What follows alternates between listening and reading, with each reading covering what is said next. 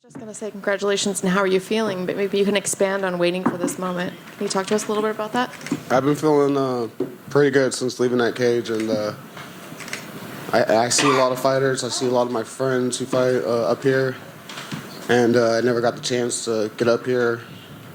And it feels really good right now to see all these faces here, and all the eyes are on me right now. And I worked really hard to get here, and this is a good feeling. Can you kind of describe to us a little bit about the time off and what you went through during that time to be able to get back here? Yeah, the time off I had was for a couple of reasons, but one of the reasons was my knee injury from one of the fights, my previous fights, and just mental health I had to go through. And, that took almost like a year and a half, 2 years, but thanks to the UFC PI for helping me with my knee injury, and the psychiatrist at the PI who helped me with my mental state, they plus my coaches, they got me to this point. How do you feel about your performance overall? Overall, I feel good. I made a few mistakes, that's why I have these crutches, but I'm pretty sure once I look back on the video, I'll be amazed at the performance I gave. Did the fight go the way that you kind of had expected, or were there surprises with your opponent? I was actually surprised that he was still up after a few bangs that I gave him. Dude's got a hard head, and I'll give him credit for keeping in the fight for all 3 rounds. Was there any pressure going into this fight that this could be a win or be cut?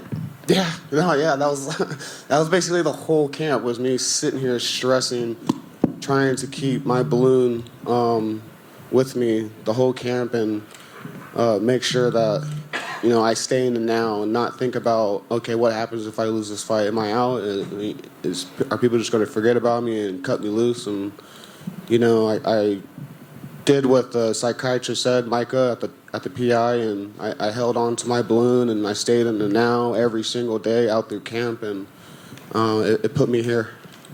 Can you explain what the balloon means? Yeah, so I for weigh-ins, I had a red balloon. A lot of people thought it was like an it thing, but it wasn't. It wasn't an it thing. Mike at the UFC PI taught me, besides a few breathing techniques, he taught me how to hold on to my balloon. For me, and a lot of people, when we think about the past or we think about the future, we get anxiety. My hands personally start to sweat. My heart beats super quickly, and then I'm just in my head about whichever one I'm thinking about, the past or the future. So, Micah taught me to exercise with holding on to my balloon, stay in the now. And whenever I still exercise it to this day, and if I'm thinking about the past or if I'm thinking about the future, I now can feel that and knowingly know, okay, I can feel my heart start to beating, my hands are getting a little bit sweaty, let me hold on to my balloon, and let me make sure I'm in the now, which is, and right now, I'm talking to you guys, I'm having a good time, I'm not thinking about the next fight, I'm not thinking about the loss that I had last time, and I'm just right here. And after that amazing explanation, I'm going to ask you, what's next? Right now, we're going to get these injuries checked out first.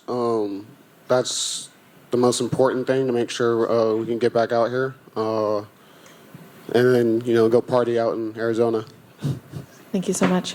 Thank you. Turn over here on this. You said there were a couple of mistakes, and that's kind of why you have the crutches right here. What's specifically in there and the mistakes you made, and how are you feeling physically? Like, what's hurting right now? Legs, a little bit. Maybe the takedowns, but I mean, those are kind of natural. Like, my knee's going to hit the ground no matter what off of a takedown. But I should have been checking some kicks that he was throwing, and I didn't. Like, one check, I know I felt like maybe the second or third round, I checked a kick, but and the head, like, he was throwing a lot of 3s and 4s, and we were trying to practice on those, like, make sure we watch out for those 3s and 4s. And he cracked me a few times. in the first round, you were throwing a lot of side kicks, and I think you even threw like 3 or 4 wheel kicks. And even Joe Rogan was like, I don't think I've seen anyone throw this many wheel kicks in the first round right out of the gate. So was that part of the game plan, or just in the moment? Daniel Cormier might have said you were a little excited to get back in there, and that's where all these wheel kicks were from. Is that just part of the actual game plan, though? I've done Taekwondo when I was like 10 or 11, and that's always been in my game. I just never showed it. That's all. And you even dropped him with the left hook. I think it was in the second round. Was that just an adjustment you saw that you could capitalize on that after the first round, or was that also just part of the game plan? It was an adjustment, and my coaches have told me. We both knew that he was ready for my right hand, and it was obvious that he was dodging my right hand. But me and my coaches know that my left hook is pretty hard, just as hard as my right hand. So we adjusted a few things in that second round, third round. And then you had said you were surprised at the amount of damage he took without going down. It seems like after the fight, when you went to like go hug him, he wasn't even kind of there. He kind of looked kind of glazed over. Did you say anything to him after, or did he look mentally there after the fight? Somewhat, yeah. I kind of felt that he kind of gave up at like that last round, and as you know, the minutes started ticking down. Especially when I hit him hard the last few times, I knew that was it for him. But after the third bell, I can kind of see that he was down about it. And I mean, it happens. The dude's 10-2 now. I mean, he still has a good record.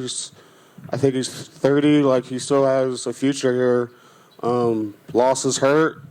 I've had a devastating loss before this fight, and I'm up here now, so. If he can hold on to his balloon and come back, he'll come back stronger. Hey, Journey. Congrats on the win. You look like Shawn Michaels out there with all those side kicks. But Fernie was leaning heavily on that lead leg. It seemed like you started to chop down on that in the second round. Was that something your corner noticed after the first round? And is that something that they advised you to do, chop down on that lead leg? We were planning on that for camp. We were doing that with camp. But I'm a hard-headed listener, and I have to be told like 1,000 times. So Coach told me during the first and second round, chop that leg. And at some point I listened, I guess.